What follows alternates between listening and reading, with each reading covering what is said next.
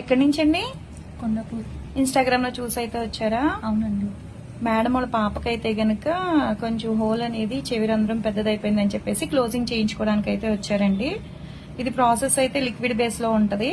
మేము ఇలా లిక్విడ్ పెట్టేసిన తర్వాత ప్లాస్టర్స్ వేసేస్తాము. 1 వీక్ దాకా ఇలాగే ఉంచుకోవాలి.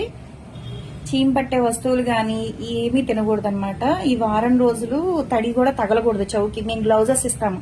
తలస్నానం చేసినా ఏం చేసినా సరే అవి చక్కగా చెవులకి పెట్టేసుకుని తలస్నానం చేయమనండి పాపని.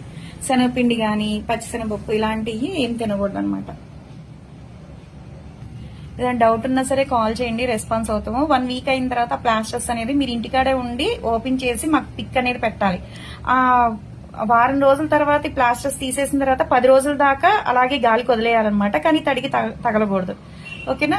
మళ్ళా తర్వాత 10 డేస్ అయిన తర్వాత ఒకసారి మాకు పిక్ అనేది తీసి పెట్టాలి. సెకండ్ సిట్టింగ్ పడుతుందా లేదా అని చెప్తాం. కానీ ఈ పాపకైతే కనుక ఒక సిట్టింగ్ లోనే అయిపోతుంది.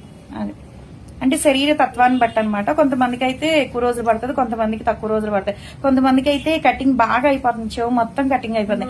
వాళ్ళకి కొంచెం 2 సిట్టింగ్స్ గానీ 3 సిట్టింగ్స్ గానీ పడతా ఉంటాయి అనమాట. ఓకేనా? తర్వాత క్లోజ్ అయిపోయిన తర్వాత ఇదంతా ప్రాసెస్ 20-25 డేస్ 1 మంత్ అలా పడుతుంది అనమాట. తర్వాత గన్ షాట్ చేంజ్ చేసుకోవచ్చు.